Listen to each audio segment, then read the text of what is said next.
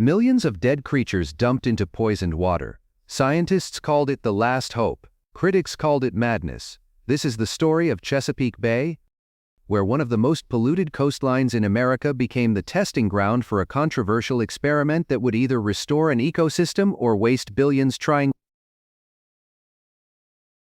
The Chesapeake Bay was once America's greatest natural treasure. Stretching more than 4,000 square miles, this vast bay produced more seafood than any other place on the East Coast. But in the 1950 years, fertilizer from expanding farms flooded the bay. Cities grew, dumping waste into the bayous. Chemical plants released toxins. Pollution accumulated year after year. By the 1980s, the bay was dying, and that's where an idea came in: dump millions of tons of dead oyster shells back into the contaminated waters.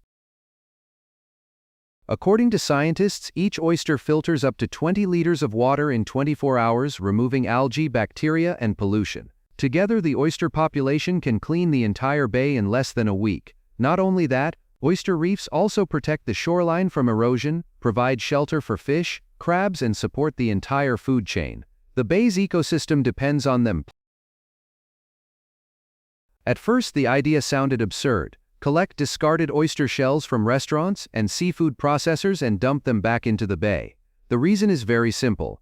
Oyster larvae need hard surfaces to cling to, and without shells, they drift and die. By returning millions of discarded shells to the seafloor, scientists hope to create new oyster reefs, reintroducing oysters and restoring the bay's natural filtration system. In 1993, the U.S. launched the ambitious plan. Maryland alone invested over $50 million, joined by Virginia and nonprofits. Barges carried shells to marked sites. Hatcheries produced billions of larvae. Divers spread the shells like seeds of rebirth. At Harris Creek, one of the largest restoration sites, something unexpected began happening. Within months of placing the shells, tiny oysters appeared. Larvae that had been drifting uselessly in the water finally had surfaces to grab onto.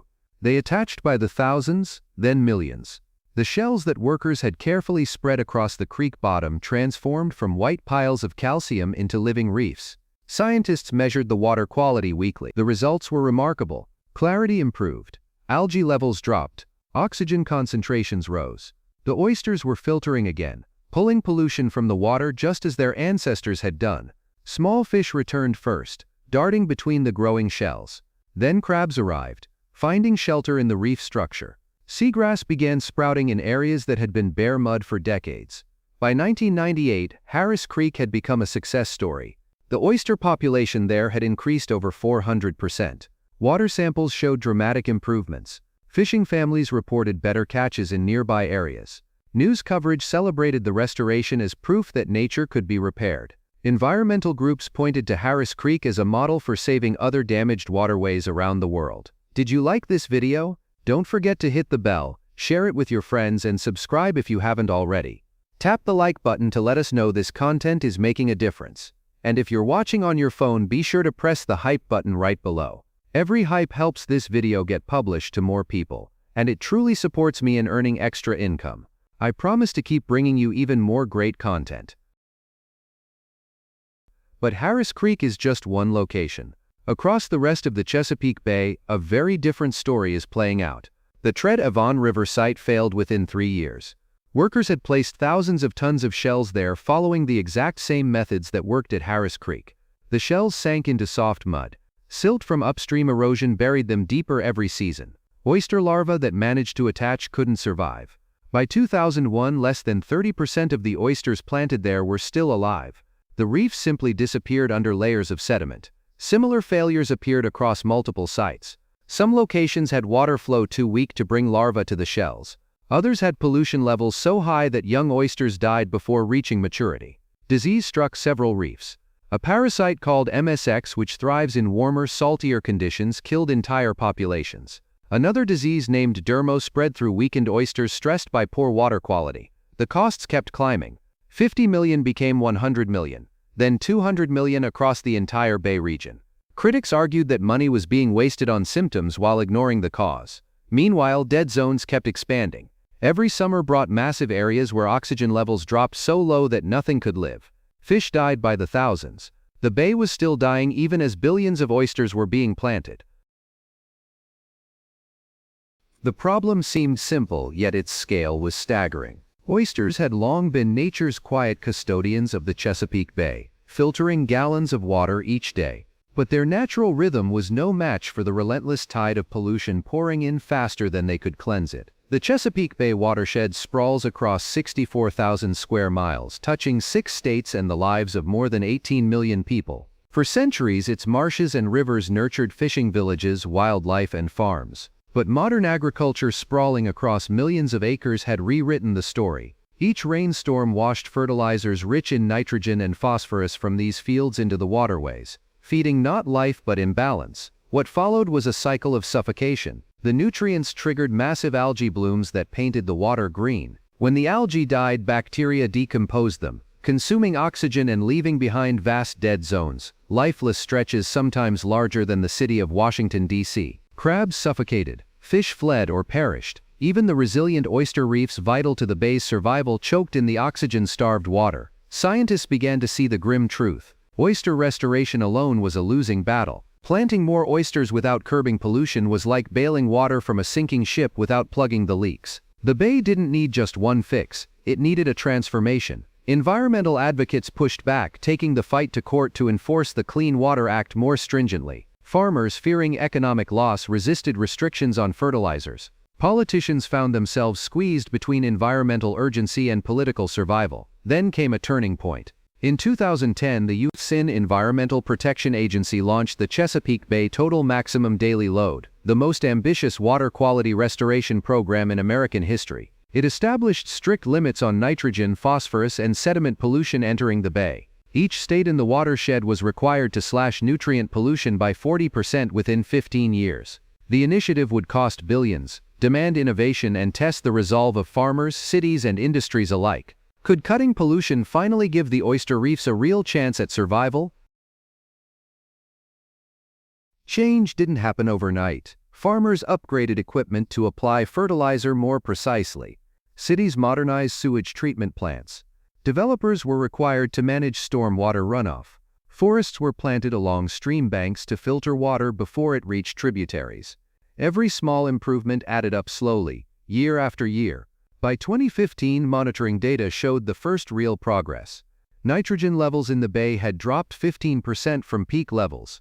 Phosphorus decreased by 12%. The dead zones shrank slightly.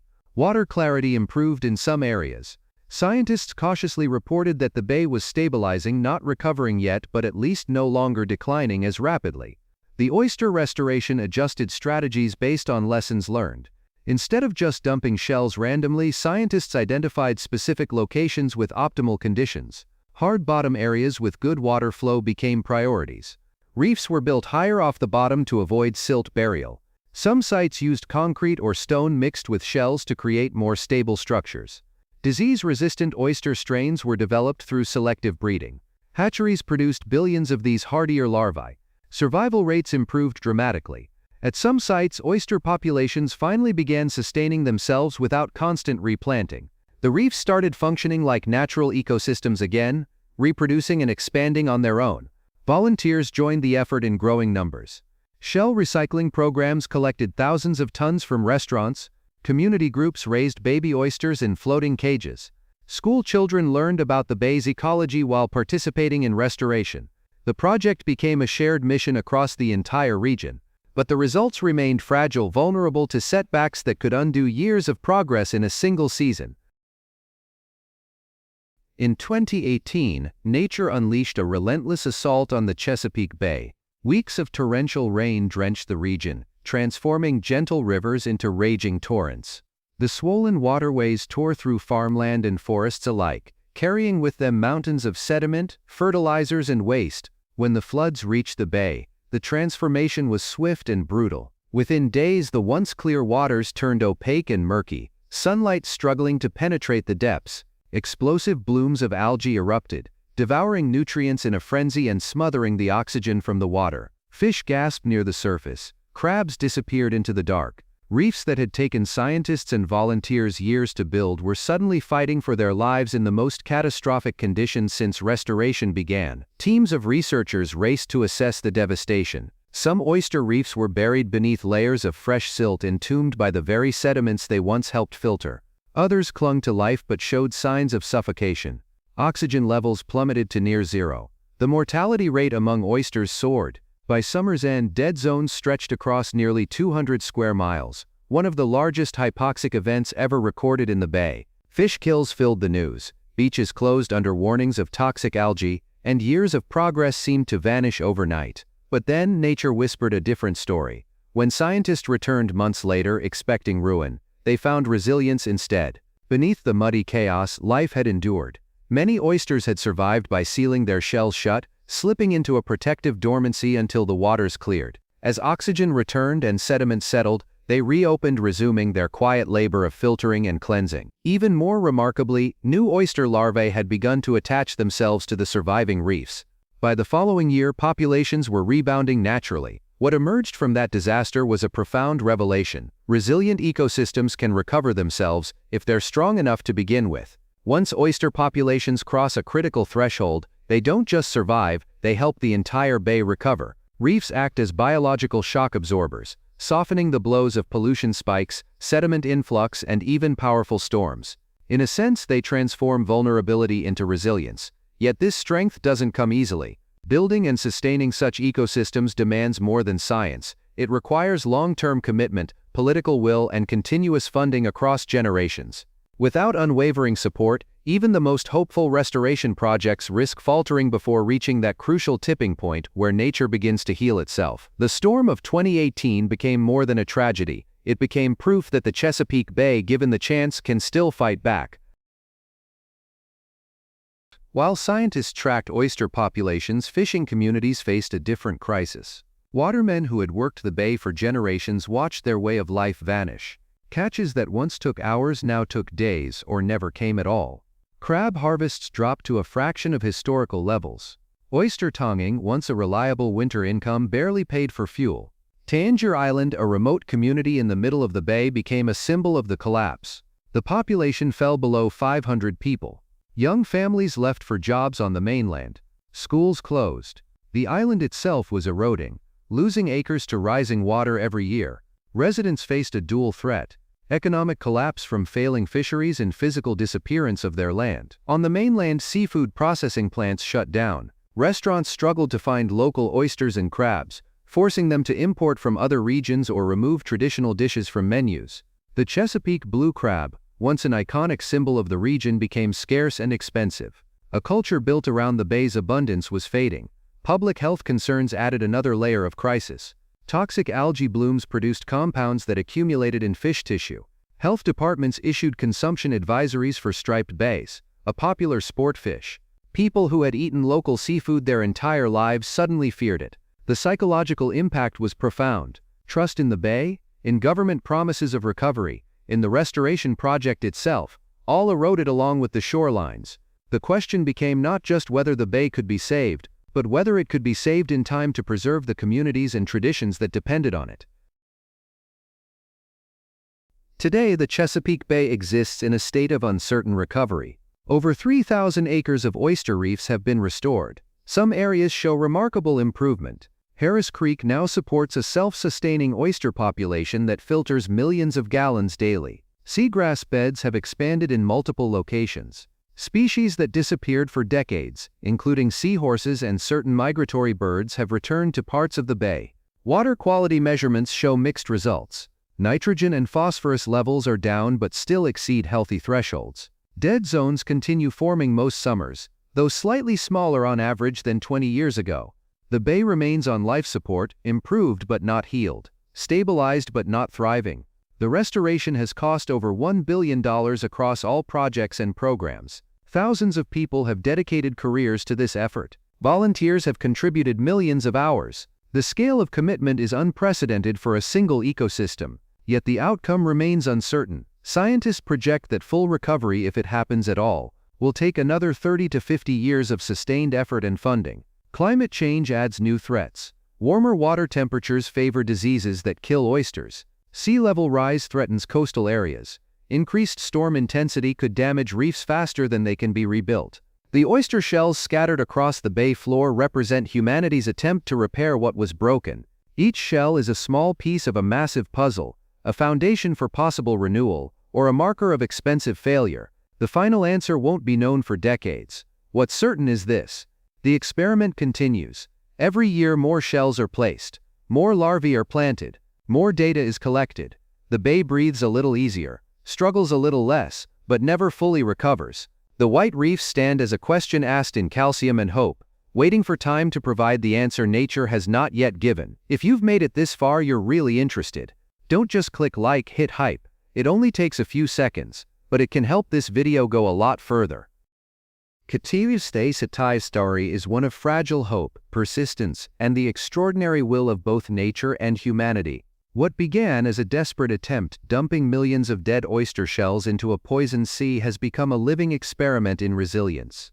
These shells, once symbols of waste, now cradle life again, filtering water, protecting shorelines, and offering proof that even the most damaged ecosystems can heal when given the chance. Yet the journey is far from over. Pollution still threatens every gain, and the bay's recovery remains a delicate balance between progress and collapse. What we've learned is that saving nature isn't about a single miracle. It's about generations choosing to repair what was broken. Every oyster shell, every volunteer hour, every act of restoration adds up to something greater: the possibility of renewal. If this story moved you, if it made you think differently about the power of restoration and responsibility, don't just scroll away.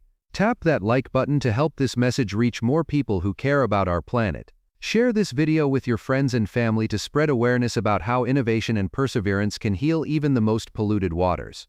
And if you haven't already, subscribe to our channel and turn on the notification bell so you never miss the next incredible story of nature's comeback.